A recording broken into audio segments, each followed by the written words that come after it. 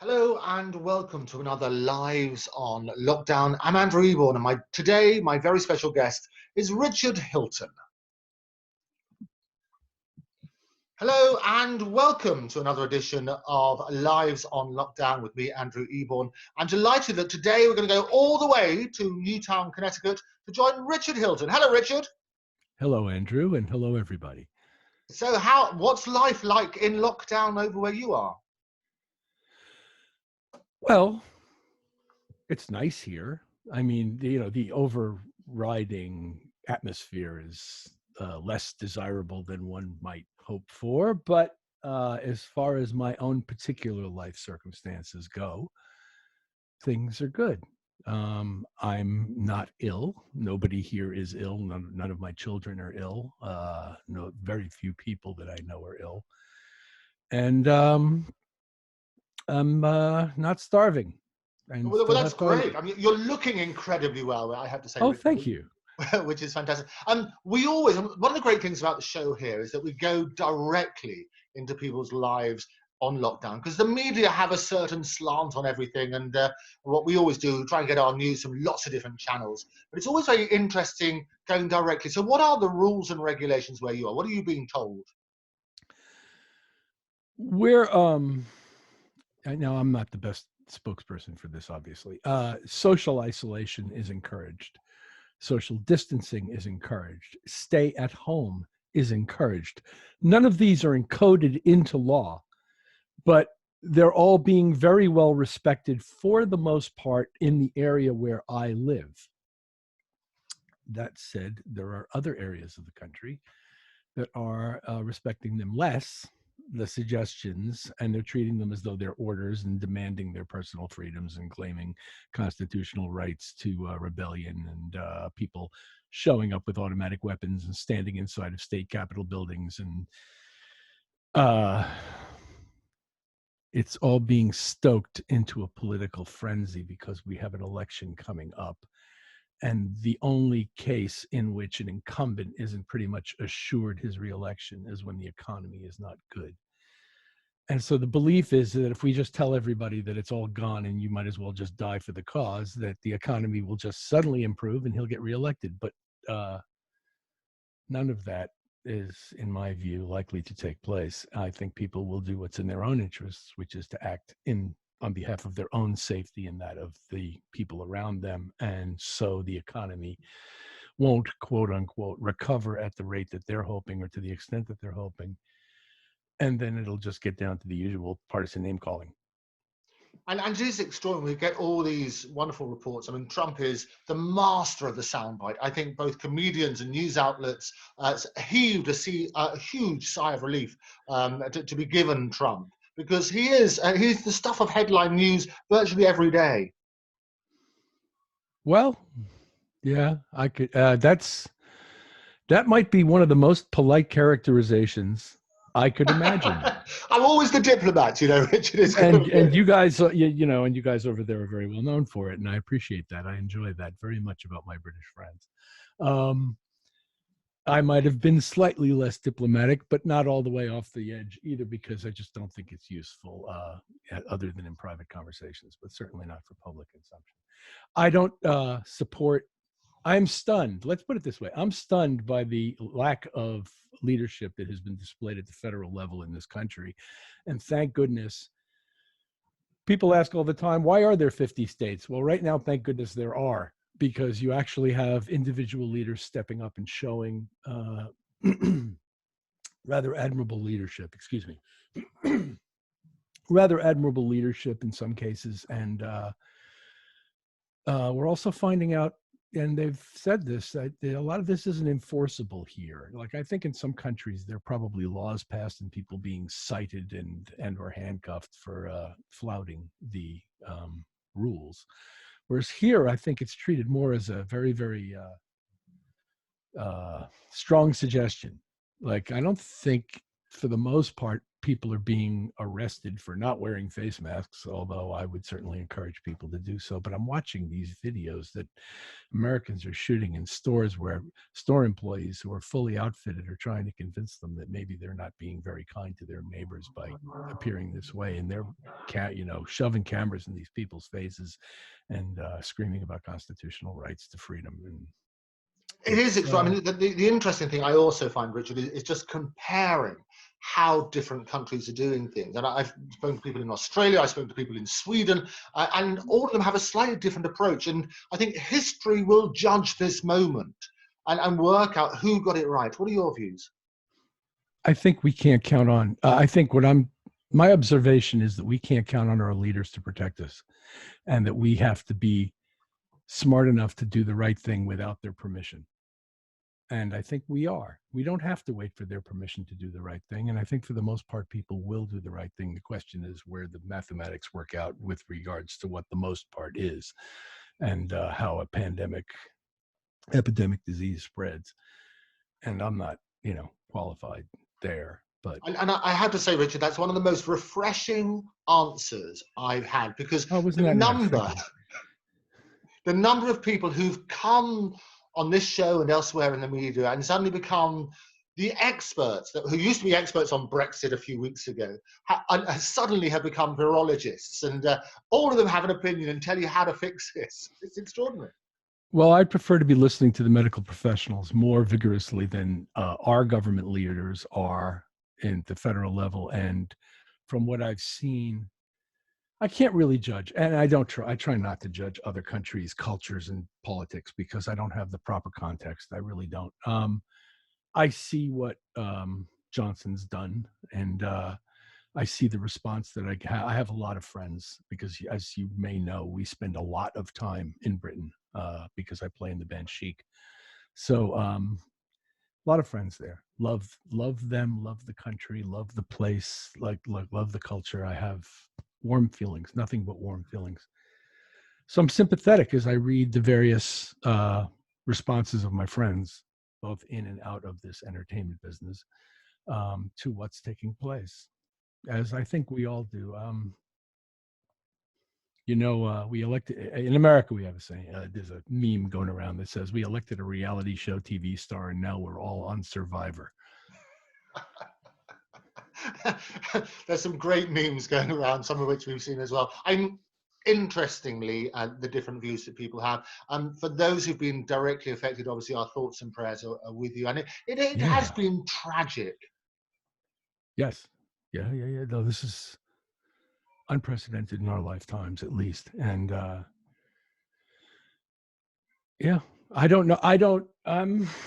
As far as how it affects me and my mental health, for the most part, as I said, my circumstances are fine, and I'm not as burdened as some obviously are. So I have to be thankful for that every day. But I never anticipated living like this. As a matter of course, I had expected to play music to 1 million people this year, and that's the least of it. Pardon? Yeah, that's the extraordinary thing. I've spoken to lots of musicians, as you know, around the world, some famous, some not so famous, but everybody is saying the same. Those who perform regularly, it's a really strange position to be in, isn't it? It is, but on the other hand, we're also uniquely well suited to this isolation, and here's why. People who get really good at certain kinds of things, and I'm not claiming to be one of them, by the way, but in general, as a conversational subject, people who get good at stuff tended to spend a lot of time alone getting good at it. Whether it's playing an instrument or becoming an athlete or becoming a really good lawyer or whatever it is, be a medicine person, whatever, finances. Chances are at some point you were spending an awful lot of time on your own getting good at this thing that you do, that you now bring expertise to the world. And so in a way, we're kind of, those of us who perform and play music had to study and practice a certain amount, typically. I mean, some people just wake up in the morning and that's who they are. But most of us had to work at it. And you spent a lot of time by yourself working at it. And that's a very interesting perspective, right?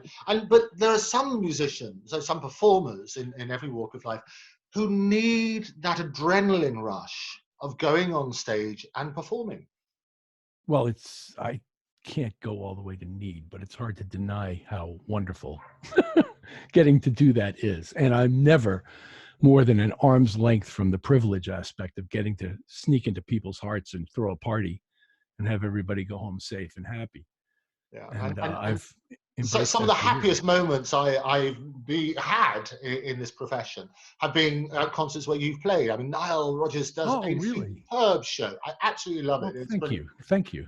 And your career and the people you've worked with, it is a who's who of the royalty of music, isn't it?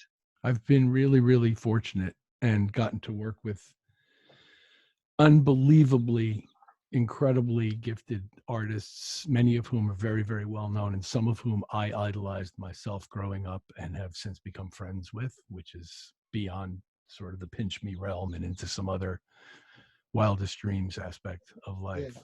And it is Yeah. extraordinary when you talk about growing up and you suddenly, the people who were your idols, who seemed like the untouchables, all of a sudden they become personal friends, don't they? Yes. Yeah. And it's been incredible.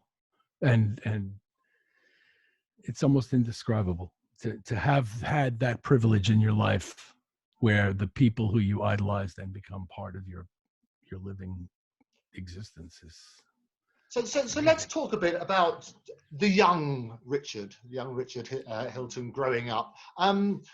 How did you start? Do you remember your first record? Do you remember the first bit of music you heard? Yeah, matter of fact, I do. I remember I was listening to whatever my parents were listening to, which was mostly show music and jazz. And they had gotten me a record player, and which had some kind of built-in speaker in it. It was made of metal. It was even before the closed boxed ones. It was metallic, had a speaker in it, and I had been given a record of various classical music selections. And the two that grabbed me straight away, and we're talking about age 3 here. Wow. The two that grabbed me straight away were Chopin's E minor number 4 prelude, which is still one of my favorite pieces of music of all time, and Beethoven's Moonlight Sonata, which is famous to everybody. If you hear it, you'll know it. And that carried me and my interest, and I started banging away on a piano pretty much straight away. And at age 5, it was determined that maybe they should find me a teacher. So And you had a piano at home. Were other members of the family musical?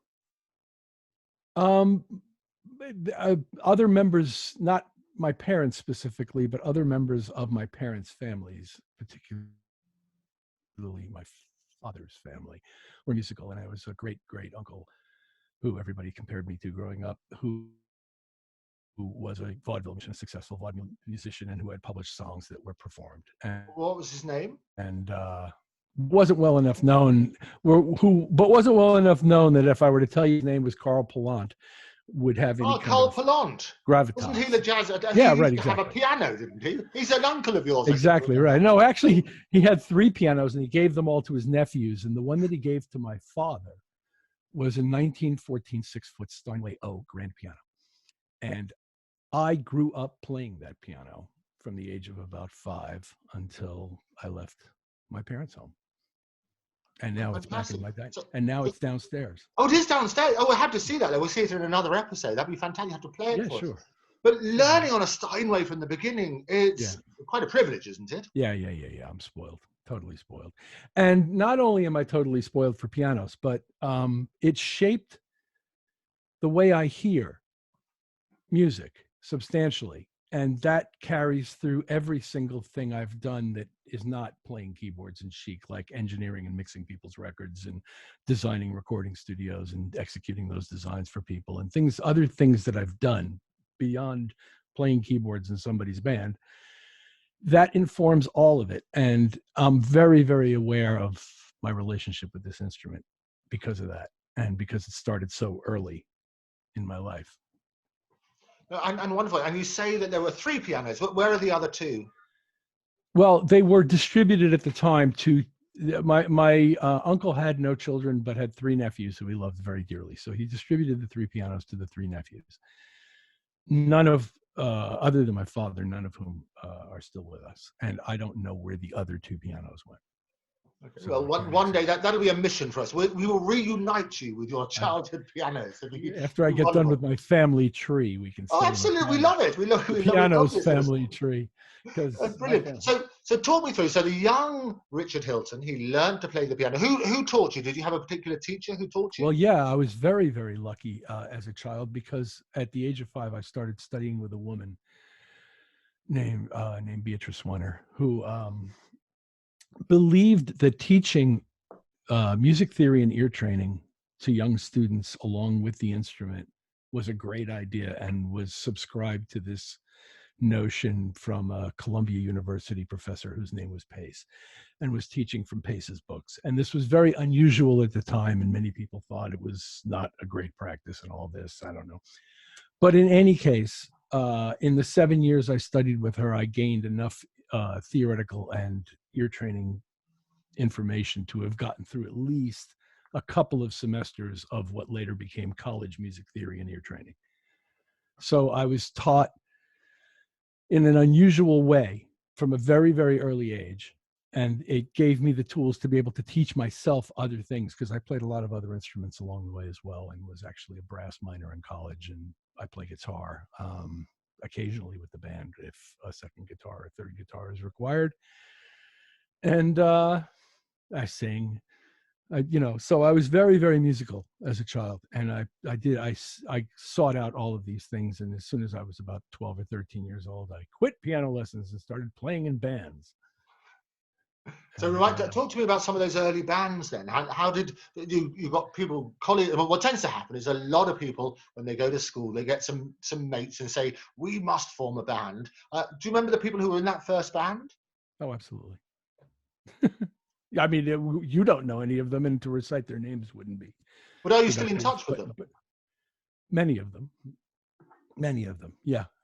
Schoolmates, some of whom are past, but yeah, some of them, most of them, I would say. But anyway, we played the music that was popular at the time and that interested us, and that was like 1969, 1970. So the musical world was what I call the second renaissance. It was in bloom at that point. So there was a lot of really good stuff to draw on. So what would you play? And in 1969, what sort of songs were you playing? Well, we were playing songs by the group Traffic, which proved to be prophetic, because now I know Steve, and he's a friend of mine, Steve Winwood, and yes, of course, we've performed together, and I love him dearly. And he's one of those examples of guys I got to meet whose music I played. And I ended up picking up at age 14 the music of Elton John, and sort of became the local Elton John cover guy for a little while, as I learned how to construct songs and interpret them on piano and voice. Same time, there were a lot of jazz influences, and we ended up playing music by members of Cream, either by Cream or by Ginger Baker's Air Force. And at one point, we played some music by the Mahavishnu Orchestra. I was very broad, and I had played classical piano for all those years, and I was just trying to absorb. I was playing blues on guitar and listening to the Allman Brothers. And I was jamming with everybody who would let me in, and it turned out to be a lot of people, and it was fun. And it was a great place to grow up. The bar in my local town, as far as the musicians who are older than me, had been set very high. And I'm in touch with some of those people too, still to this day. And I think that's one of the great things about the industry. You can form very long-lasting friendships. Yeah, I do. I do. I don't give up easily. Well, and that's the other thing, because sometimes it is not giving up easily, because people fall out, and I discuss this with a lot of people when they're in bands and on the road. It's like being in a marriage sometimes, isn't it? Well, absolutely. I was just going to say that. Yeah. Well, and it gets and there can be certain tensions on the road and things like that. What are you drinking, by the way? What's in that interesting container? This? Yeah. It's organic green tea, iced. Organic green tea. Yeah. And you find that it makes you feel better? Drink it every day. It's changed my health. Okay. And I recommend it highly. Oh, right. What, did you have health problems before? Well, yeah. I mean, not chronically, but you don't get to be 63 years old and never have had a health problem. So yeah, I've had some health problems. And this has had a significant impact on my immunity overall. And I don't get sick as often. I don't get sick as long. Various, it's just things, it's really helped. The properties, medicinal properties of certain teas are tremendous, aren't they? I think so. I mean, it seems to work for me. And if it's all placebo, I'll take it. But I think science has proved it's got great properties for you and all sorts of wonderful things, which is interesting. But back to the music then. The young singer, you're in a band. Do you remember the name of the first band? People always come up with wacky things as names. The first bands didn't have names. They never really properly gigged in a professional context. So and if I went out on a stage and played 5 or 6 Elton John and Leon Russell songs, it was done under my name. So, but my solo career was over by the end of high school for sure. That said, I had bands after that, and I do remember those bands' names. But no, the first ones didn't really have names. They were more a continual rehearsal scenario than any kind of public performance. Because you're 15 years old. Where are you going to get? Eventually, I did get to playing school dances. Actually, wait, I do have a band name for you. There you go. When I was in primary school, we were ruling the roost because we had a band. This was the mid-1960s, remember?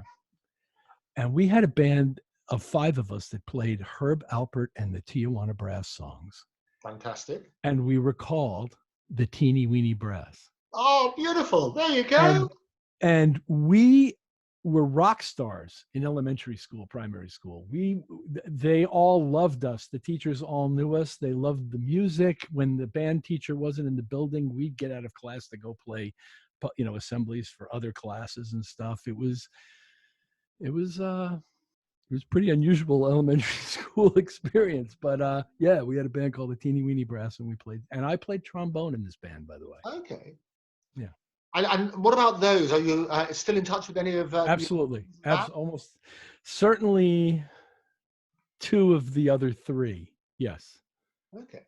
A phenomenal. 2 of the other 4. 2 of the other 4. Yeah. There were 5. Great name. Who came up with the name? I don't remember. Oh, take credit for it if nobody else remembers. I've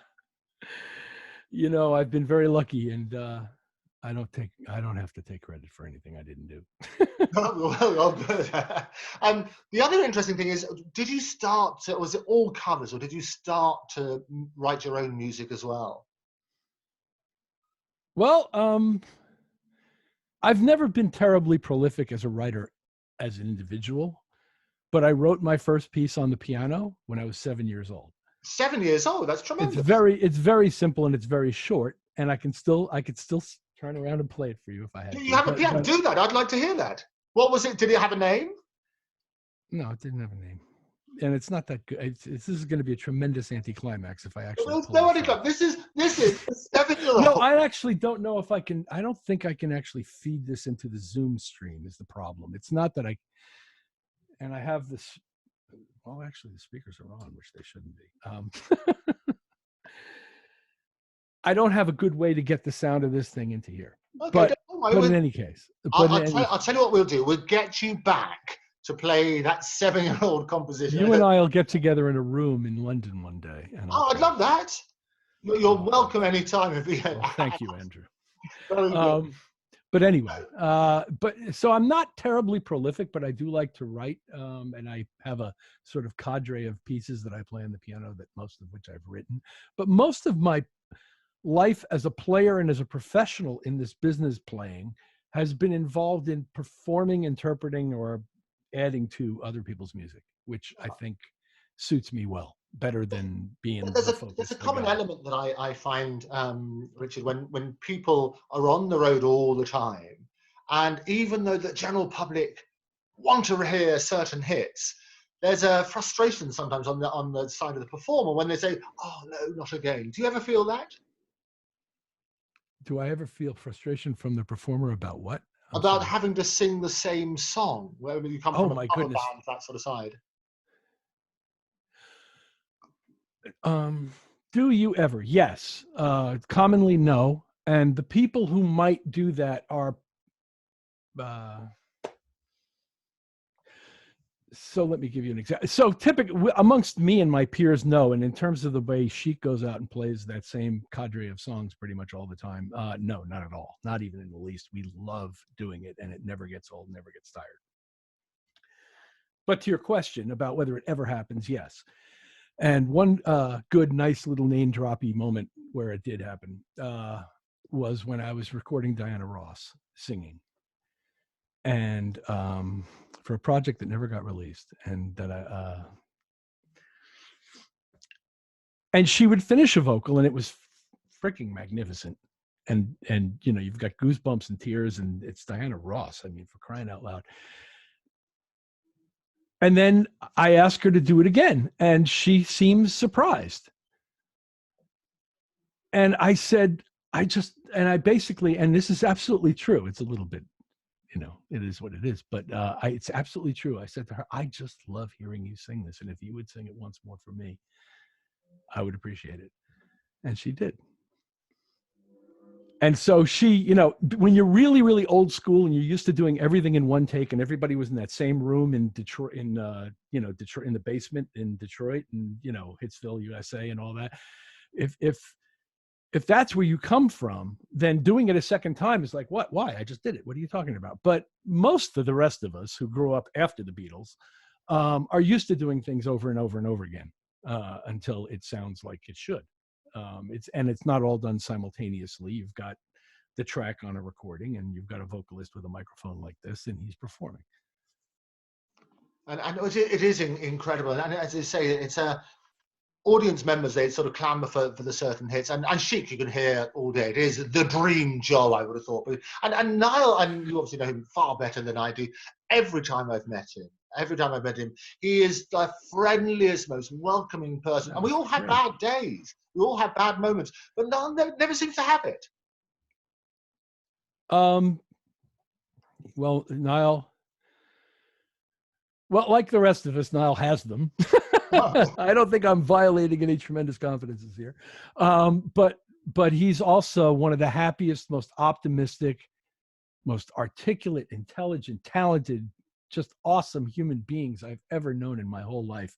And I owe so much to my association with him and my friendship with him. And I couldn't possibly be more grateful to be associated with and get to enjoy playing his songs. The songs. Who has a song list like that? I mean, we go out on stage and every one of those songs is going to be fun to play and fun to listen to. And it's just, he's got all these great, great songs, and he's so much fun as a person, as you point out, and always projecting, you know, we're selling happy in our band. That's what the music is for the most part. I don't think there's too many sad moments in our show other than when he tells the story about the cancer diagnoses, which has a happy ending because he's cancer free now. Yeah, and that's tremendous. But just want to take you back though. You were at your school before we get on to the other things. You're in the different bands there. Mm-hmm. When did you decide that music was going to be your career? Well, it's funny. I decided that I wanted it to be when I was about 12 or 13 years old. And I was playing professionally, you know, in public for money by the age of 15. And that was the covers again, was it? Pardon me? Those are the cover versions you were doing at the age of 15. Well, there was also a wedding band, a band that played weddings and bar mitzvahs and functions for the Elks Club or the Moose's Lodge. The Elks Club, fantastic. Yeah, I've played all of them, and was doing for a high school junior quite well. Well, how much did you get? I would make between anywhere from $50 to $75 a gig, which in early 70s money isn't too bad. But then the gigs were, 4 sets with possible overtime. I mean, you weren't in and out in 90 minutes. You were in and out in 5 or 6 hours. And, hopefully they fed you well. So we did a bunch of that. And I did a bunch of that as a trio with some other guys. And that was, it's all good. It all builds character. And I also had jobs. I mean, I wasn't just doing this. I was working in restaurants, and I was working at summer camps, and I was doing all kinds of, I was busy, and I was playing hockey. I was getting up at 6. I was working 18-hour days. Are you a hockey player, are you? I was. Did you enjoy it? Very much. I used Because to hockey's one actually. of those really violent sports, isn't it? Well, I wasn't terribly violent, and ultimately it led to my deciding that this probably wasn't going to be for me. I'm also not very big or imposing, and it's become a very much, like all sports, a big man's game.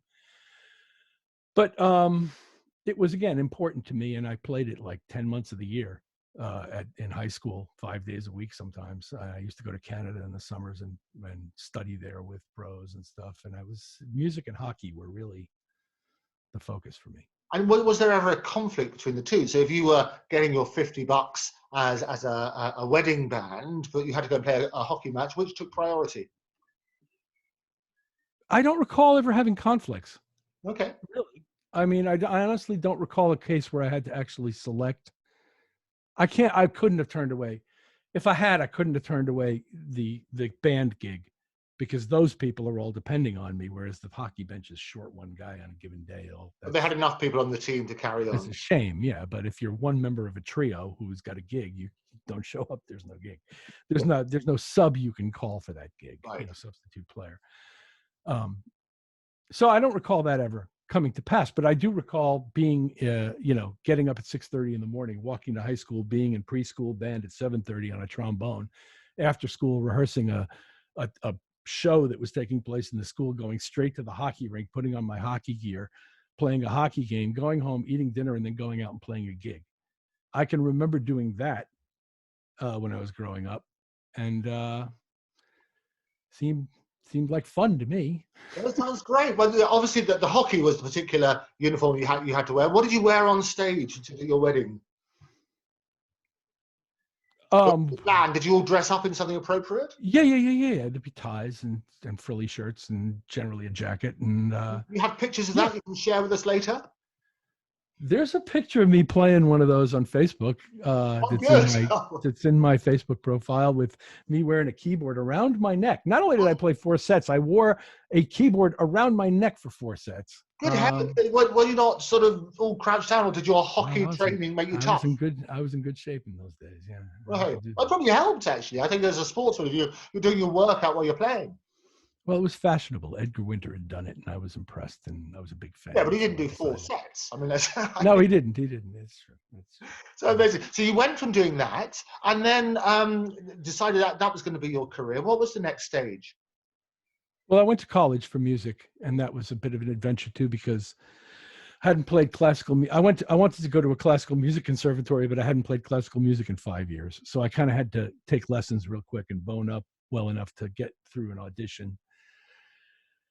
And ultimately, I had auditioned on trombone to a couple of schools because I could play classical music on trombone, and got into 1 or 2, but didn't get into the 1 or 2 best ones that I wanted to, and eventually ended up talking my way into Ithaca College, and on a probationary basis as a piano major, and had to prove myself across the first semester, which I did, and remained and lasted 4 years and got a degree.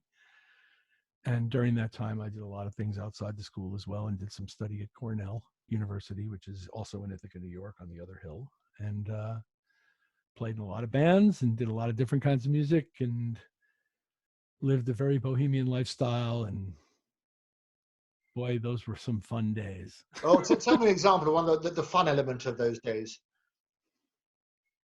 Well, in the mid-70s, everything, gosh, especially in the context of this world, the mid-70s seems so brilliantly naive.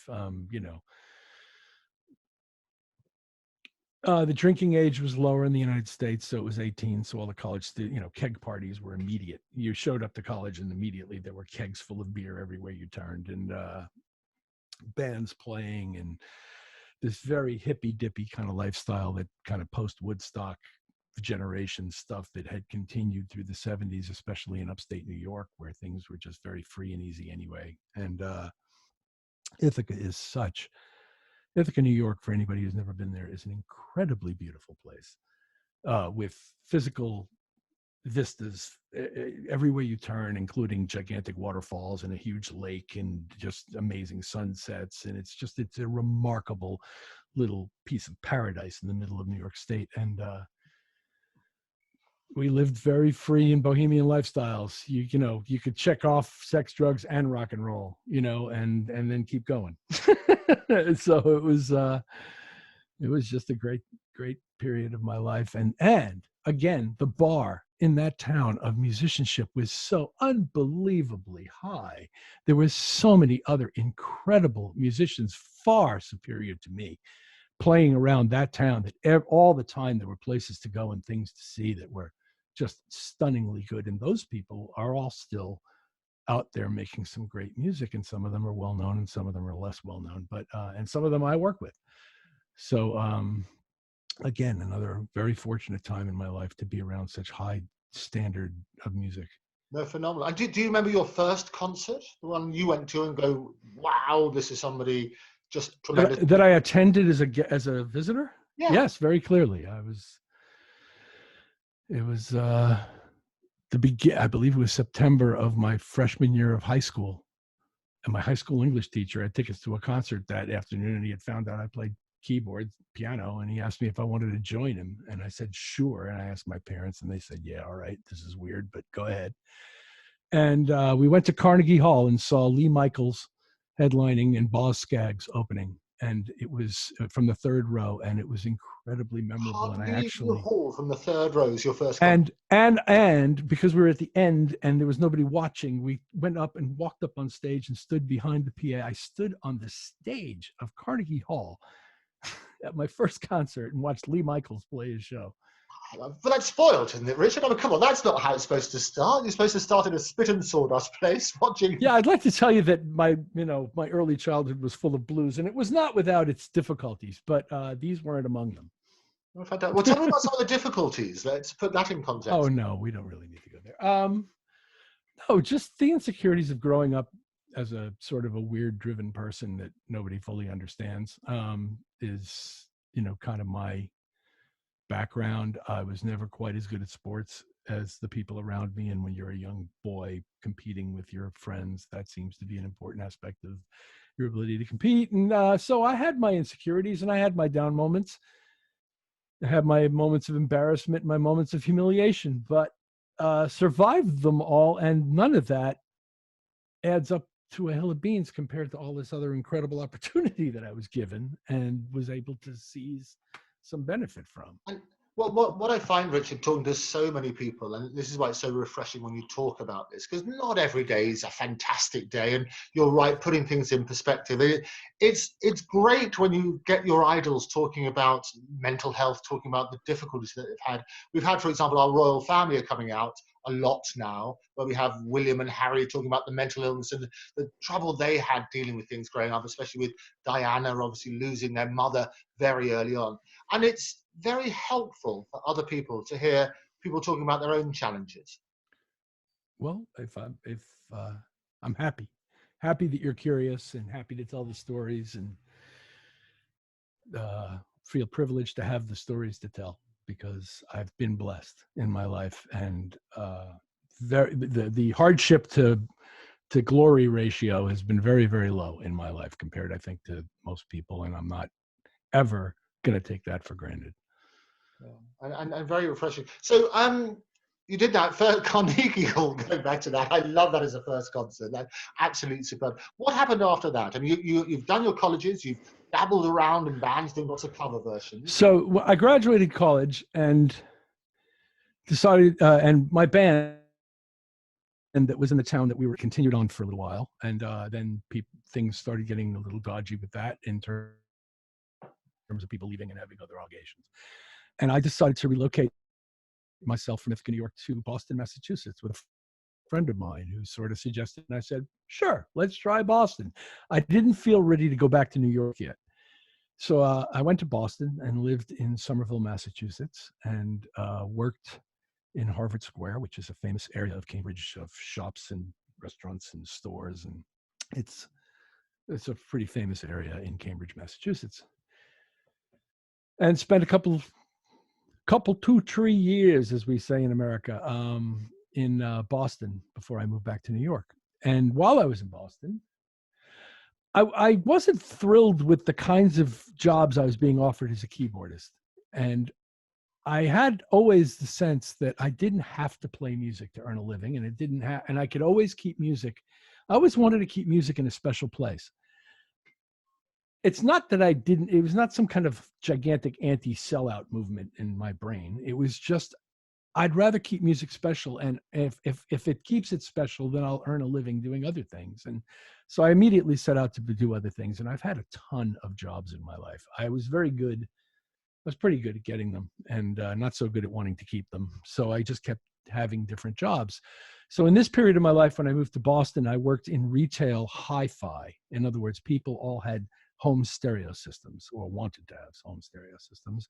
And that part of the business hadn't yet been absorbed into the appliance store business. So there were these freestanding, individualized hi-fi stores that sold various levels of gear. And for much of the next 10 years, actually, I worked in that business in various locations and in various cities. But in Boston, I worked as a salesman for 3 different companies in about, 10 different locations, and learned a lot. It's great. I think it's a shame there isn't too much retail anymore, and that which there is more clerking than actual conversation. But there was tremendous value for me in doing this, and I'm really glad I did it. Yeah, no, you're absolutely right, because nowadays what's happening, you're losing. People forget that shopping is actually a leisure time activity, and the idea of people being able to talk to each other is something we're sort of losing, really, isn't it? Yes, and how to listen and how to respond appropriately and in a way that's helpful to the person you're listening to. And it's so during the course of my retail time, I had one very chance meeting that turned out to be, again, somewhat like prophecy some years later.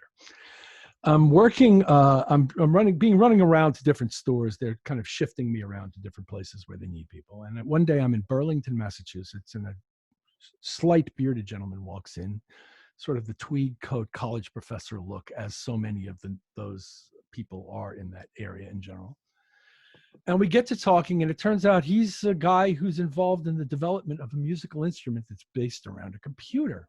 And I'm immediately fascinated because of my other life outside of the audio hi-fi sales world, and computers already interest me, and musical instruments interest me. And so we end up spending about an hour and a half talking about this incredible computer music instrument he and a couple of his friends in Vermont are inventing, that's going to change the way music gets presented. And it does this, and it's got this special kind of synthesizer called an FM synthesizer, and it's going to change the world. And it's called, he wasn't actually boastful about it at all. I had to draw all this out of him. And it turns out his name is John Appleton, and the instrument is called the synclavier. And it turns out that approximately 6 years later, when I get hired to work for Nile Rodgers, I'm going to be hired to operate this thing. Oh, brilliant. And one could never have known the day you met John Appleton, who nobody's met anyway, who invented the thing, that 6 years hence, this would be the thing that hinges your career into a whole different world. So that happened in retail. I know, incredible. And that sort of moment, as you say, looking back on that, what a privilege to be able to have been there right at the very beginning. Well, yeah, they were doing groundbreaking work based around an absolutely what would be seen today as chaotic, archaic operating system called Able in a mainframe computer. But the other thing it did for me is it also helped give me, it removed my fear of computers. I don't fear computers. I don't fear operating systems. I don't care if you're running a Mac or a PC. I don't care, it's whether Linux is your thing. It's really, I do tend to do most of my work on Apple computers, and most of it running their operating system, but some of it, pardon me, I do on other computers and running other operating systems, and I don't care. It's all good to me, and I'm not worried about it. So this started me down that path as well. I know, fascinating. So having had that, what happened next? Well, I decided to move back to New York. The Boston thing, I had moved there with a girlfriend. That didn't work out, and I was living all right and everything, in a house that was also occupied by somebody who I also met 8 years hence, but we'll get to that. And then I moved back to New York and stayed began my course of becoming a recording engineer. I had decided that since the playing thing wasn't really offering itself to me in a way that made me want to do it, that recording studios and engineering might be my future. So I started working first as a teacher. That's a funny way to start, I know. And then eventually got hired as an apprentice at one of the 2 or 3 largest recording studios on Long Island at the time, because Long Island is where I was from and where I went back to in New York, called Kingdom Sound Studios. And at Kingdom Sound Studios, I learned from some unbelievable people, had great opportunities to work on records with famous people, and learn the ropes as a studio engineer and designer. And due to a set of circumstances nobody could ever have predicted, in 9 months I became chief engineer and director of operations of this studio. In 9 months, you know, this is just a golden career. Yes. Yes, it's true. It's true. And not only couldn't you have predicted that the day I got hired, but 2 weeks later they hired somebody ahead of me in line who had more experience than I had. So it looked like it would be miles and years away. And as it turned out, it was 9 months away, because the ownership split, and the chief engineer owner marched out of the studio, and the only guy left in the building who knew how the whole thing worked was me. No, and knowledge is just so powerful from that point of view. So tell me about some of the people who you worked with at that stage. Well, the first day I worked with a gentleman named Eddie Jobson, who was well known at the time for having worked with Roxy Music and Frank Zappa and his band UK, which was also very famous in sort of progressive music circles, which weren't called progressive music circles at the time. And he was working on his solo album, which eventually became called the Green Album, The Color Green. So my first day was working with Eddie Jobson, but along the way, I worked with Joan Jett, who had recorded her hit "I Love Rock and Roll" in that same studio the previous year, and was working on her. She was working on her follow-up at that time, and I was assisting on that. I worked with the Ramones, and actually performed something on their album that I'm not sure if it's on there or not, but I did actually record with the Ramones. Oh, what did you perform? An organ part. On which song? On one song. On a song called "Little Bit of Soul." On the album Subterranean Jungle. Are you credited? No, not at all. My name's not on it anywhere. Who else? Joan Jett, the Ramones. Aldo Nova was there. He had hit records at the time. Blue Oyster Cult used to come in. Rainbow worked in that studio. I worked with Tiny Tim. Oh, Tiny Tim. What a joy. He was a character, wasn't he? Yeah, he was. That's why I raised it. I worked with Tiny Tim. And not only did I work with Tiny... What did you do with Tiny Tim? I created a track with a drum machine and some other instruments that he subsequently sang on and tried to play ukulele, and then... Tried? Yes, because subsequently I played the ukulele solo. Oh, right, okay. Did you get credit for that bit? No. I don't even know. I think it only came out in Australia, that song. It was called Let the Little Girl Dance. I worked with some sessions with a woman named Melanie, who was kind of a folk singer from the late 60s, early 70s era. I worked with her as well, and her wacky husband, Peter. He's a peacenik who wanted to wring your neck.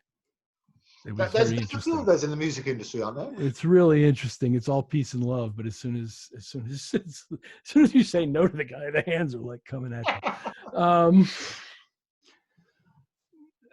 So I worked at Kingdom Sound Studios for a few years. And then what happened was the guy who marched out, who was really the guy who taught me everything, right, said to me, "Do you want to produce some music together? I've got the artists I want to work with." And the guy who was left had stopped paying me, and I ended up having to sue him to try to get my tiny little pittance of back wages.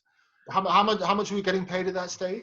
Oh, I don't even remember. And if I did, it'd probably be too embarrassing to say. But that wasn't the point, was it? Well, no, here we are. Because here we are. It wasn't much. Whatever it was, it wasn't. Right. When I started, it was zero. But by that time, it wasn't much. I basically went on unemployment and started working we built a basement studio at this guy's house, which nobody had in 1983. with a Studer 24-track tape machine and a Soundcraft console and an Ampex 2-track machine. And he bought all of these synthesizers and drum machines that I told him to buy. And we proceeded to produce the music that later on, 5 years later, got me my job with Nile Rodgers. All right. And what was that music? Talk me through that music for that 5-year period. Well, that music came about over the period of the course of a year, during which time I worked various odd jobs when I could and such. Eventually, I went back into hi-fi retail and sold some hi-fi, and then I went to a high-end place and started working as a service technician and an installer of home theaters. And I used to go into rich people's homes and put home theaters into their homes and hold their hand and teach them how to use them. And how did that make you feel? As you say, you were on benefits at one stage, it's very difficult, you didn't have a lot of money, and going to see massive wealth as you installed these glorious systems. How did that make you feel? Fortunate to have a job. I don't have a lot of class envy for people who are making more money than me, regardless of how they make it or what. I kind of keep my eye on the ball, as we say in baseball. Which I was never any good at. I look at how I'm doing, and if you take a short view all the time, it can. Well, let me just say, I've been working with Nile Rodgers now for 32 years. So I don't, and I've been, by the way, I've been compensated just fine. I'm very happy. I don't know, that's not an example of anything to do with that. It's just to say that you can't, I've never been one to take a short view. I've just never saw the right circumstance until this one came along in 1988, along with my marriage to the woman downstairs. Which again, in showbiz, is fantastic. We'll come on to your marriage. It was 1988 and still going is tremendous. Mm-hmm. And not without, as you say, its quirks, because I'm not easy. No, but it's recognizing it. I mean, I also have a marriage which has gone over for more than 20 years. And a lot of my contemporaries, it's rare, isn't it? It's not easy. It takes a lot of forgiveness and awareness. And awareness my of the fact. Well, she was born in North Dakota. Your wife? Yeah. Wow. And when I met her, she was actually based in New York. She was working for Robert De Niro at Tribeca. And I met her on the first time I ever went to New York. That's fantastic. Yeah, it's great. So I have a wonderful affection to New York on that sort of side. Many, many happy memories. And we, in fact, had the very first nylon relationship. She was in New York and I was in London. We used to travel the world together. Nylon, I got it. That's it. I actually did some work on a film in Tribeca at his studio in that area right there in De Niro's world, but I never met him. What was the film? Do you remember the name? It may have been called Jeffrey, okay. And I believe Patrick Stewart is in it. Okay. Now, this is pure from memory, and I could have any of that wrong. I'm pretty sure it was Patrick Stewart. And I'm pretty sure it was a movie called Jeffrey. But I digress. Anyway, so the rest of the 80s were spent doing that kind of craziness, and eventually I ended up teaching in a small college. I was teaching I was advisor to 120 students. I was teaching recording engineering and electronic music, and I was going back to grad school to get a master's degree so I could make some money, which you can't make in teaching without one. When one day my phone rang, and it was a guy with a British accent named Kevin Jones, who claimed he was working for Nile Rodgers and that they had gotten my name from a company called New England Digital. Now, that guy, John Appleton, who makes the Synclavier in the hi-fi store 8 years ago or whatever, that instrument is now in the public works. And I've been trying for 1.5 years to get a job with that company. And they, across 4 different jobs, 18 months, 11 different interviews in 3 different states, all of them at my expense, they never did hire me. But when Nile Rodgers called them and asked them for a guy who could play keyboards and operate their machine, they gave him my number. And the rest is history. Oh, wonderful. So the first time you met him, had you seen him in concert before you went to go and meet him? Nile. I knew very little about him. No, I'd never seen him in concert. I had heard a couple of Chic songs, and I was aware that he produced Let's Dance, and maybe I knew that he produced Like a Virgin. And one of my buddies in the hi-fi store brought brought in a copy of his song, B-Movie Matinee, and made me listen to it. And that's all I knew about Nile Rodgers. I literally knew almost none of the songs. I was not a gigantic Chic fan, although everything I'd ever heard I liked. It just never cracked my crust. It never got through really until I met him. And it was glorious because musically, it was the perfect situation for me because what he needed was something I could deliver musically. And I think he hadn't been getting that before anyway. And Kevin had no pretense of being a musician. So it was glorious. And 3 weeks later, we were in California doing the score to the movie Coming to America. Well, that happened very quickly. Which is iconic now. And nobody could have known. You don't know when you're making them that they're going to be iconic. But now it's this iconic thing. And meeting, people wandering in. Like we're across a short alleyway from where they're actually shooting the film. So first of all, the actors are wandering in.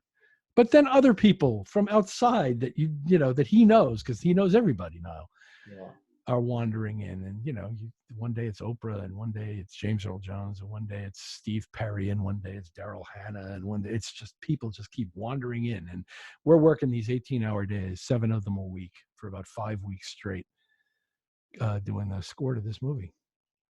And it is a lot of work, those very long hours. People forget about this. They all think it's glamorous and this is what it is. You go on stage, you get lots of money, and it's party night every night. But actually, there's an awful lot of work that goes into it as well, isn't there? Certainly the recording side, yeah. Unless, you're just setting up a band in the studio, recording them and saying goodnight. But almost nobody does that anymore.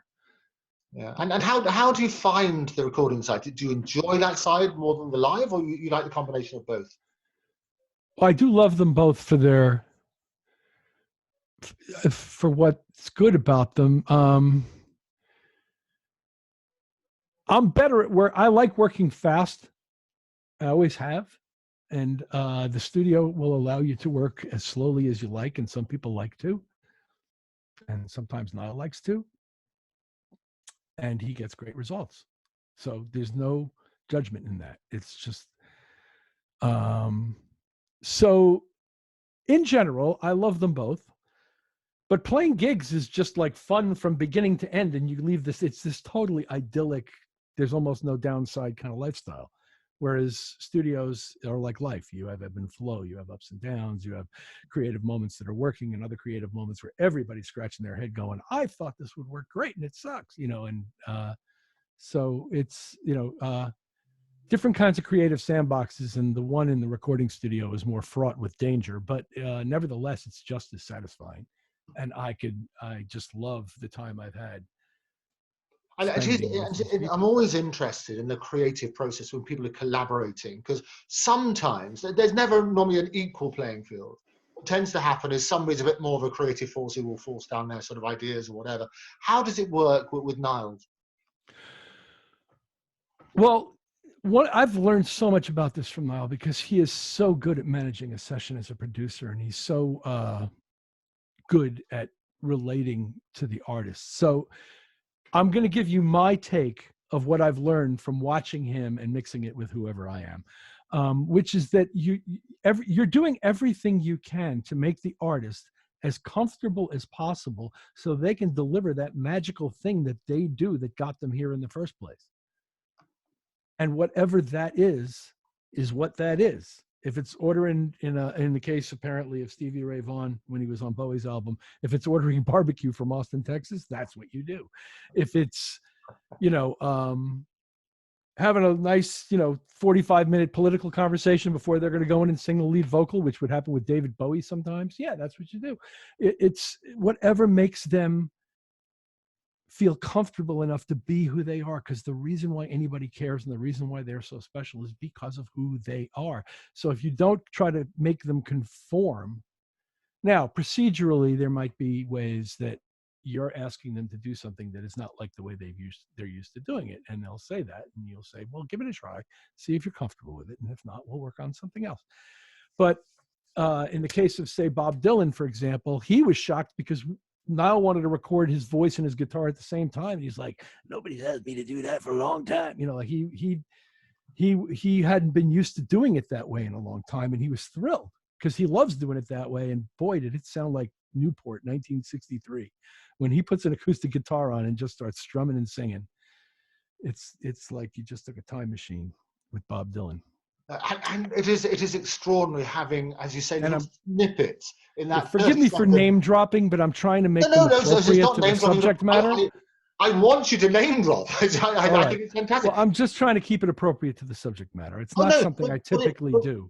What's interesting, Richard, is people are absolutely fascinated. And in this day and age, when the more people can peek beneath the kimono and understand a bit more about how these things happen, the better. So it's name dropping is superb. I would actively encourage it. So give me some of the quirkier moments then, and drop as many names as you like. Well, since we're talking about Bob, Mr. Zimmerman, Bob Dylan, there was I can tell a couple of anecdotes about this. This was a session that involved one song for a movie score. The movie was called Feeling Minnesota.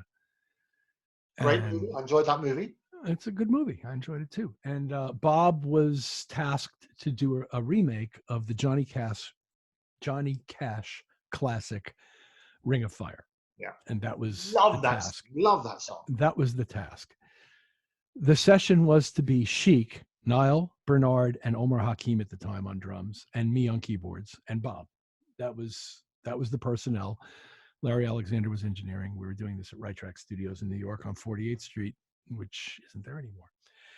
And I'm sitting in the piano booth, just fiddling around with piano, trying to get my head wrapped around what I might ever do in this song, when I begin to notice that there are people in this very tight room behind me that I hadn't noticed coming in.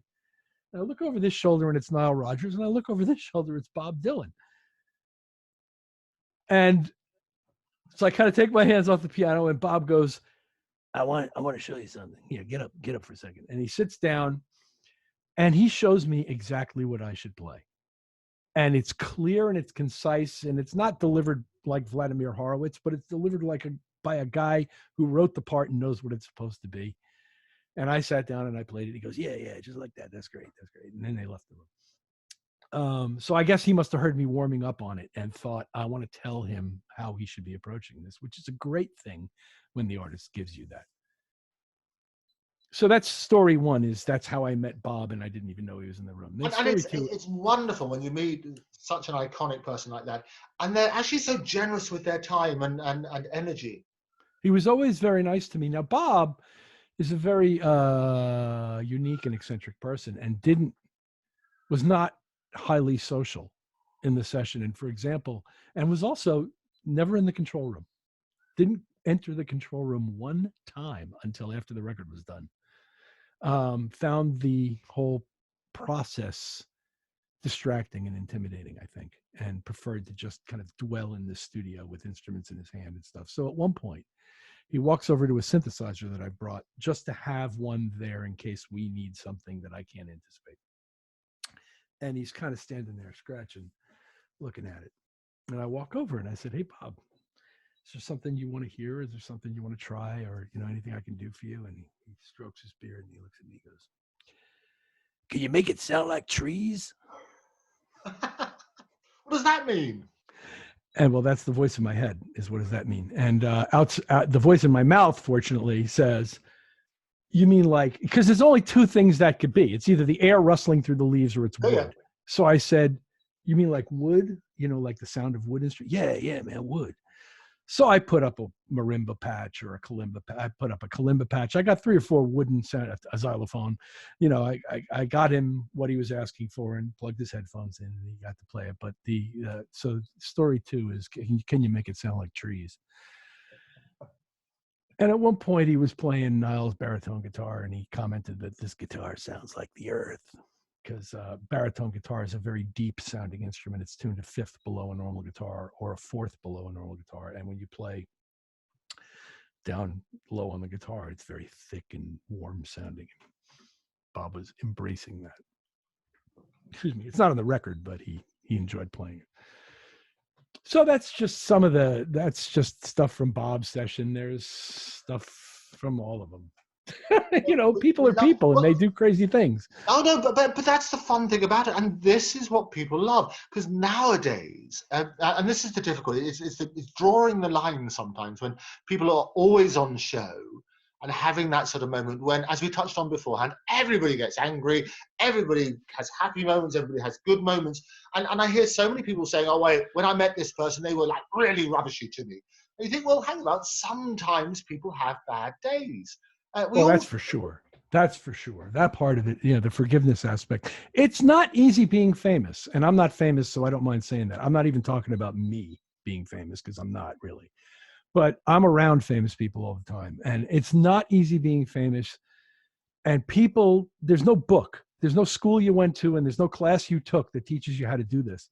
And some people take to it better than others. And people take to it quicker than others. And sometimes you've just caught somebody in the wrong moment. But when you're with somebody who's good at it, like I've seen from a distance McCartney and had the chance to shake his hand once very briefly a couple of years ago, or Stevie Wonder, or I've walked 2 city blocks with David Bowie.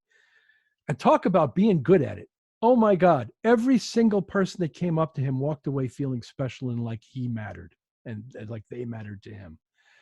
And he was so good at it. And you mentioned it earlier as in the context of the royal family, and it's kind of similar in some regards, although there are whole layers of that onion that are British that I'm not even anywhere near. But as far as the actual being famous aspect of it, it's not easy being famous. It's not easy having people examine every single thing you do, thing you wear, thing you say, where you go, what you're doing, how you held the baby. You know, like people are evaluating every single thing you do. And it's a very hard life to lead.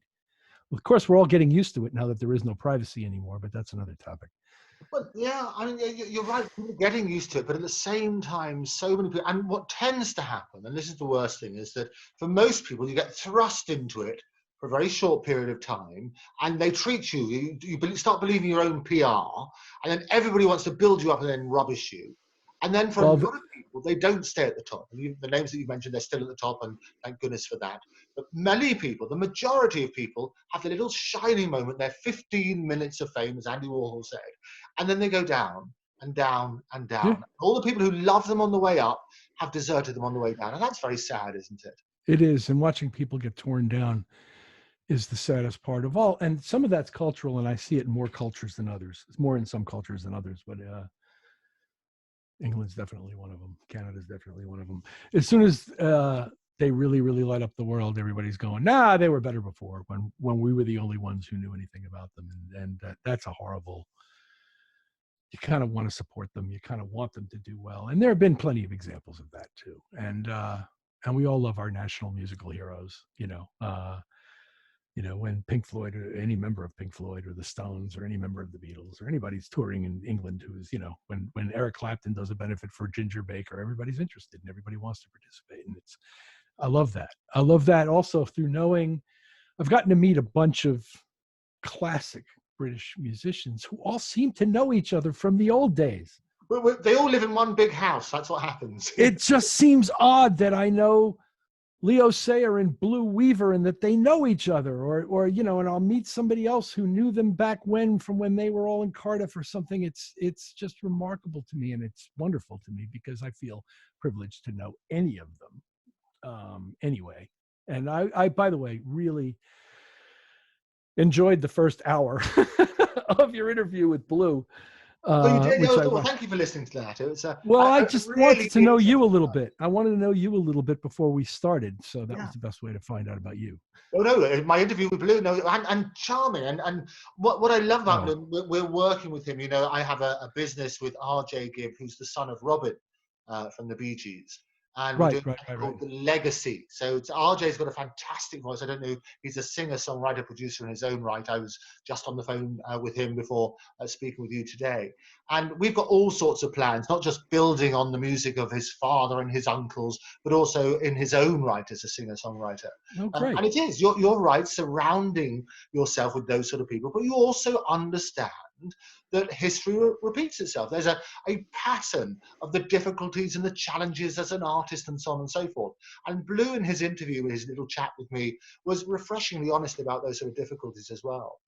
Oh, sure. And furthermore, I'll lose every charm contest till the end of time with Blue Weaver. He's the most charming, soft-spoken, gentle human being. I mean, I just love him dearly, and I'm so privileged. Again, I idolized him as a kid. I used to go see the Straubs in New York, and wow, that's Blue Weaver, and then followed him through the Bee Gees stuff, and then eventually got to meet him, and now we're friends. And it's another when did you last see him? I think it was when I saw his group, the Italian Bee Gees, in Germany in 2013 or 14. It's been a while. All right, I mean, we stay in touch. You know Pasquale as well, obviously. And Pasquale. Well, yeah, Pasquale's the one who brought you to me and me to you. I love those guys. Pasquale. What a great show! What a nice bunch of people! What a fun gig! I'm so glad that they're so kind to Blue, and he's so deserving, and the audiences love it. And it's a very well done show, and I just all the people in it are really great, and had a great night meeting them all and spending time with Blue. No, and fantastic, and we've got lots of that planned. So we've now encompassed the Italian Bee Gees into what we call the legacy show with Blue, and we have Vince, and we're looking at various other things as well. And we're trying to get as many people together to be the most authentic celebration. I don't like the word tribute. Celebration of the music of the Bee Gees. Absolutely. And I was thrilled also, apart from their Bee Gees group, when we Chic played at Glastonbury in 2017, I think it was. Yeah, I remember it very well. Barry Gibb opened for us. I know, isn't that glorious? What? And we all sat there and watched. I was in heaven listening to him sing those songs. There's so many such great songs. We're so privileged to have this great music to draw on and to enjoy together, and it's wonderful. And the Italian Bee Gees group does a tremendous job. What a great show! Yeah, it is a tremendous show. And when you do the big festival, and Nile is like a magnet, as you say, when the film he is starts, now, yeah. See him. When you go to a place like Glastonbury, what's it like backstage?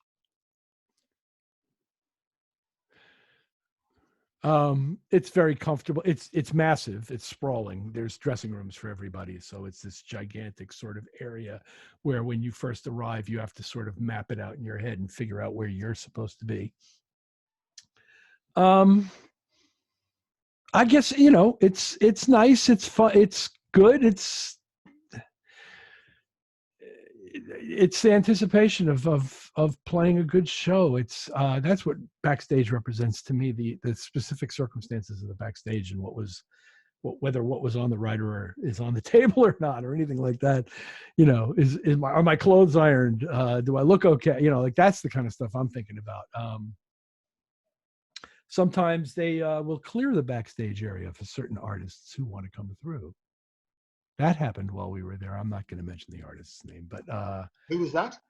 I'm not going to say. But everybody had to clear out so that this person could proceed to the stage unencumbered, I suppose. Very good. And did she? So there's a little of that, but Right. It's okay.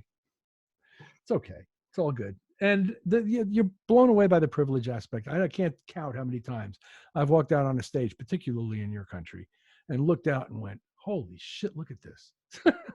And, it's either Glastonbury or Hyde Park or, one of those, or it might just be some like stunningly beautiful place that's not massive and it's not hundreds of thousands of people. Well, that's where I last saw Nile and you was actually in Greenwich. Do you remember? Yeah. That sort of U-shaped thing of buildings that we were playing in, facing into that. Yeah, very well. I remember it clearly. Stunning. And Nile at the end of the concert got lots of people up on the stage with him. And yes, we do.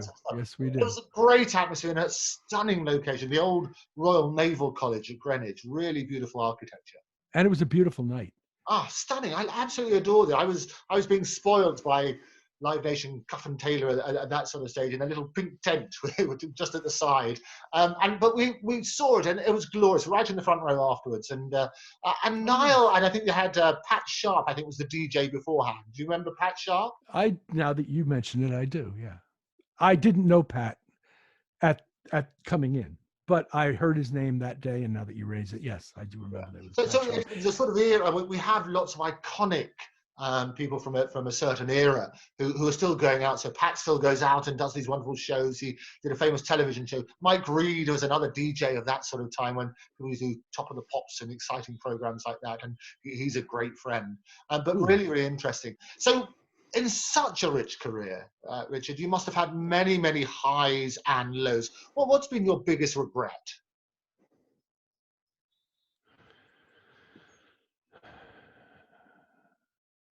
Causing hurt when I don't intend to in a communication. I can be pretty direct at times, and I do this much less than I used to, but and lose my place in the situation. And so I guess in my life, and I suppose most of us have done this in some time to somebody, whether it's professionally or in your personal life. But in any time where I said something that was hurtful that I never meant to be hurtful, and I can't think of too many times where I meant to be hurtful either. So that might be all of them. But if I have to say I have regrets, it's mistakes I've made, one-off mistakes. I mean, I shouldn't have done that. I shouldn't have said that. I wish that person hadn't taken it that way. I wish this had worked out better. But I try not to dwell too much. It's taken a lot of years professionally to get to this, but I try not to dwell on. There's so much richness and blessing in my life, and I've been given so much opportunity, and every single one of my problems is a first world problem. And I try not to dwell too much on regrets. Things I may have said that were hurtful to people that I didn't intend to be. That would be the best I can do. And we all have unfinished business, and we all wish we had an opportunity to rectify. We all make errors. To err is human, as they always say. Of course. For anybody with your own unfinished business, for anybody who might be watching this, what would you like to say to them? It's hard to forgive yourself, and it's a good thing to do. I guess that's the best I can do for that. Yeah, I mean, in other words, I think we all live on some level by the grace of the forgiveness of those around us who love us and who care about us and who encounter us on a daily basis. And in the moments where you don't, you kind of know it. But for the most part, we live by the granted forgiveness of those around us.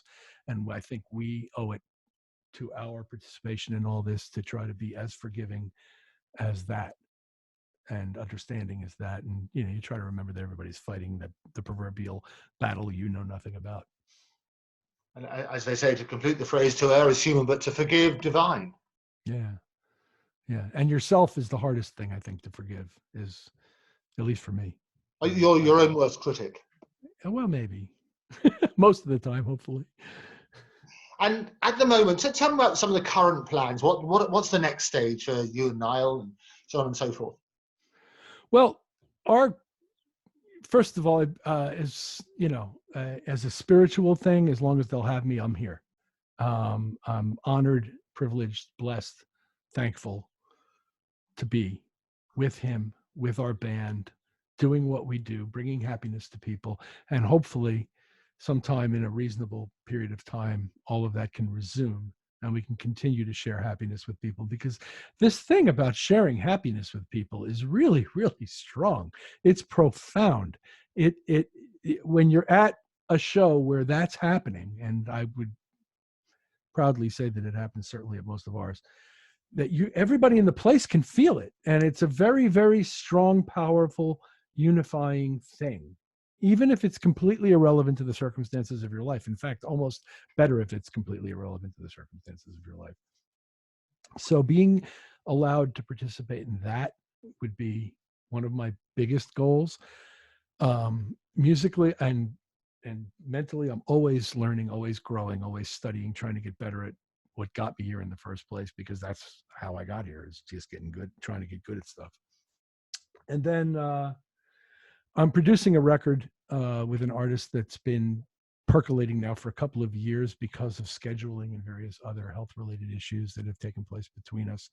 And now I'm trying to wrap that up because I'm really, really excited about this artist and this production. And so I'm looking forward to that as well. And what's the name of the artist? The artist's name is Farhad Humayun, and he is from Lahore, Pakistan. And he is a brilliant, brilliant person, singer, drummer, musician, producer, video artist, just a massively talented man who's very well known in his home country and needs to be better known outside of his home country. And we're in the middle of an album project that's been going on now for over 2 years. And I'd really like to bring it forward because I just think he's such an incredibly special person that people need to know about him. He's that good. He's really amazing. So I'm very excited about that and growing through that, changing. I'm always changing the way I do things. I'm always trying not to fall into ruts and work in old ways. And mentally, at least, I'm trying not to be the old guy in the room. I mean, you also, apart from the music side, I mean, for a long time in the 80s, I think 88, you were doing the television show with Nile. What happened to that? Did you enjoy those moments? Is that something you might go back to? Well, I loved it, but certainly if they invite me, I'll go, especially with him. That was called New Visions. And the theory was, in the age of video, and that we would reintroduce live performance into the television studio environment and mix it with a particular artist's current video, so that you would be featuring the video, which was the product, and you'd also be featuring live music, which later went on to become the whole Unplugged series on MTV. But this was before that, and when there was music to reintroduce in a television studio. And they had themed nights. So Monday night was, I don't know, rock night, and Tuesday night was folk night, and Wednesday night was world night, and Thursday night was soul night or whatever. And each week, one artist would come in one of those genres, and we would be the house band and perform with them. And it was thrilling. It's better than the Thursday night poker game. You've got a band of people you love, and you get to play a different style of music every week with the artist that created it. And it's just thrilling to do. And we had some really, really great artists come through. And I was at the time the musical director, so I was writing the charts and staying up the night before and making sure we'd all be prepared when we got there. And Niall was the host of the show, which is why I was the musical director. He was otherwise occupied being the host of the show. And it was a great time. And it only lasted a period of, I don't know, 6 months maybe in 1990, that show. But you can tell just by the way your face lights up that it was that sort of moment that you really enjoy, isn't it? Oh, I loved it. And again, I'm in touch with all those guys. The drummer from that group went on to have a very, very great career in Las Vegas, playing for Zumanity, and now teaching. And it's just, I can't stop talking about how lucky I've been, because really, this stuff, you can't plan this stuff. I couldn't dream this stuff. I think anybody whose first concert is at the Carnegie Hall and stood on the stage. Oh, come on, this is like dream stuff, This you're supposed to start. Richard, let me let you into a secret. You're supposed to start in a hard way. You've got to be rags to riches. But no. It's probably why I'm not a blues artist. Oh, fantastic. And what about? I mean, technology-wise, we've now got, because you've always been at the forefront of technology, as you say. We've got AI. We've got holograms coming up. I'm involved with both of those things, and we're recreating people to give people those experiences of the great people who are no longer with us, as well as enabling artists to perform in every city, in every night, and they can be at home with their cocoa. This is the great thing about technology. Where do you see the future of music going now?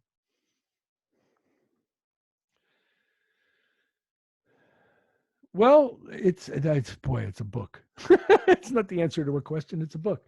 I'm encouraged by some things I see.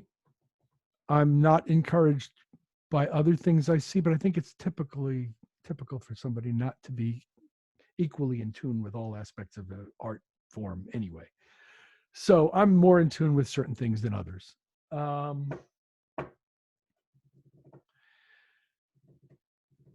not anywhere near close enough to the forefront of what's happening right now to have a clear vision of where they're taking that, because I'm not part of that culture. And it's not because I don't want to be, or it's not because I'm not trying to be, or not because I reject it. It's just because I'm a 63-year-old white guy from the Northeastern United States, and I'm not all of these other things that those people are, that are moving the music in these other directions that have nothing to do with what interests me. For example, as I get older, I've made tons of records where I'm the only guy playing on it, or me and Nile are the only guys playing on it, or whatever. You know, I can do the whole rhythm section, and I'll program all the horns and the orchestrations and everything. And I know how to do records all by myself. But what interests me now, as a person of my generation, is the interaction, real-time interaction between humans, both conversationally and musically, which is almost antithetical to the way things get recorded these days, because everything gets recorded one thing at a time with a tremendous amount of analysis that goes into every one of those things. And I'm good at that. And I know how to do it. And I know how to do it as well as probably the people who do it all the time. But as an individual, when I'm being an artist for a minute, I'm interested in the interaction between people. And that goes for musical, and I'm trying to keep that spirit in the project with Farhad as much as possible, even though there are some aspects of technology that are involved in bringing it together like it does. But so I understand the interest, for example, in holographic concerts, and I was very interested in the Zappa one that they did a couple of years ago that Ahmet staged with a bunch of band alumni and a hologram of Frank, apparently. Now, the band alumni are so good and the music is so challenging that there's almost no way it could fail, because they're just so incredibly good at presenting that music, those people. That's why they were in his band. I didn't see it. I've been fascinated by holograms since high school.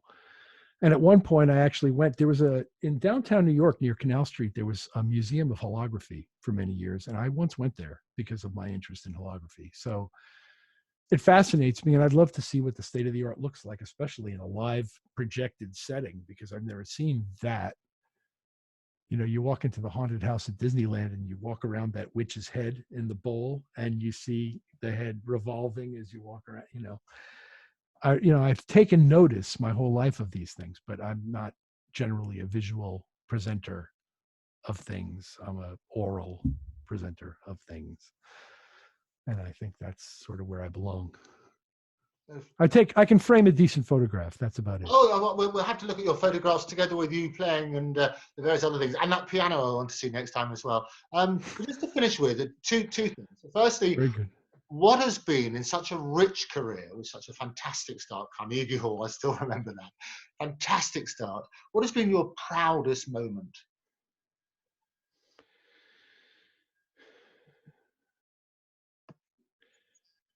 It probably has to be performing your song with Elton John at his house and playing piano.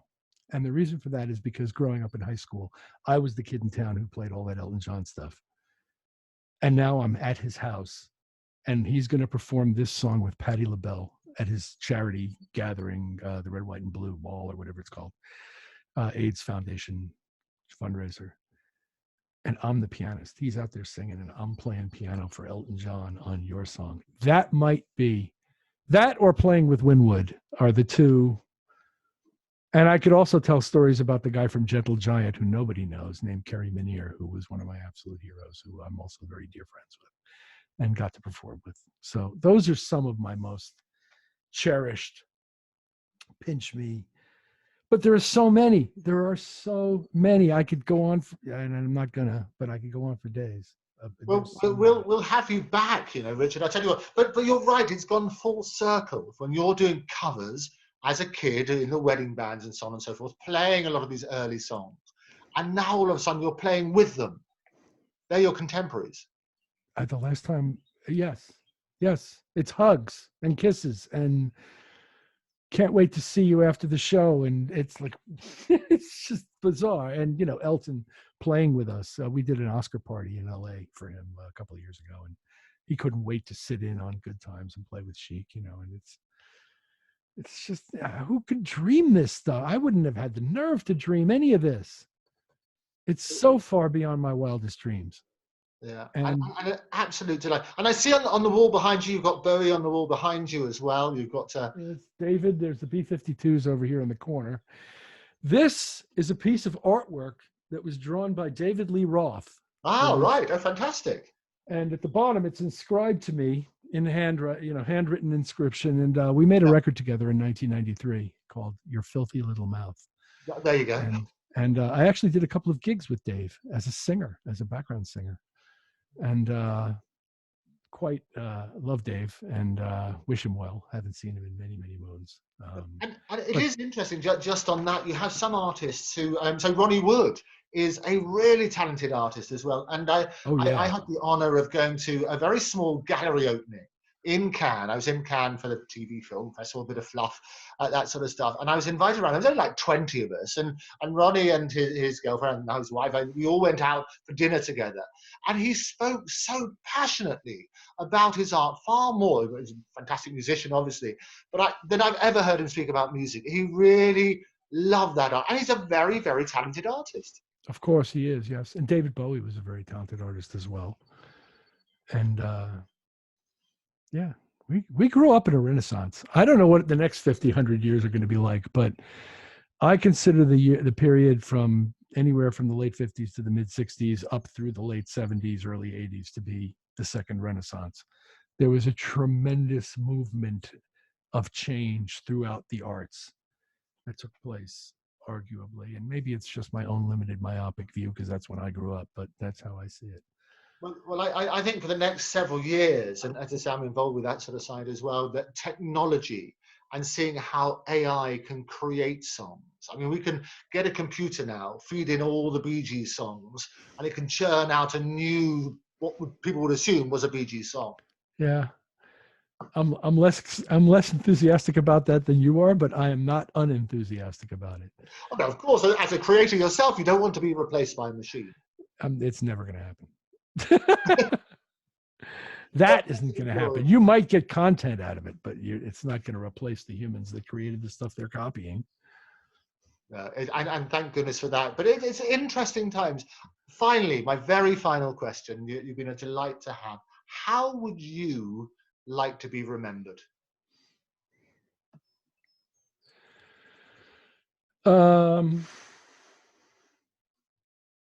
As the father of my sons, who are the most proud thing in my entire life and beat all of this, just knowing them and being part of their lives and being accepted into their lives. So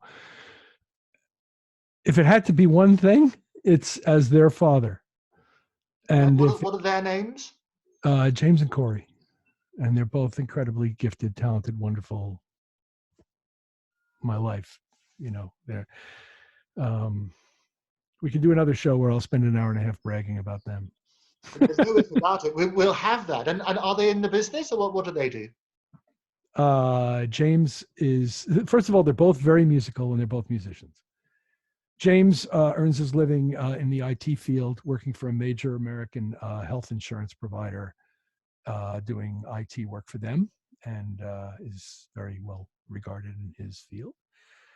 Corey, in addition to performing music himself, works for a company that does recording and broadcast of major musical events, which right now are very few and far between, and just participated in the New York-based fundraiser that took place a couple of nights ago and recorded Billy Joel at his home in Florida for the finale of that show. So Corey is doing very well in his career as well, and is highly respected and trusted by people, and both of them they're just everything to me and my wife, but them in particular. So Richard, it has been such a joy. The time has flown by. I look forward to speaking again. When we're allowed to travel again, we'll get together.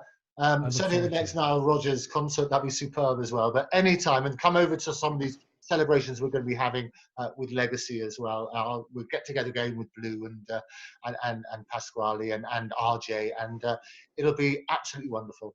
I would love that. And thank you so much for having me. I really enjoyed the time. It's a real pleasure. Richard Hilton, thank you very much indeed for being my guest tonight. Take care. Cheers, Andrew. Bye-bye. See you soon. Bye-bye. Well, there you go, my special guest. That was Richard Hilton. What a fantastic journey. I love it. Rich career, many, many more stories, many, many more people to come. Join me next time, Andrew Eborn, here on Lives in Lockdown. Be good, be safe, stay alert.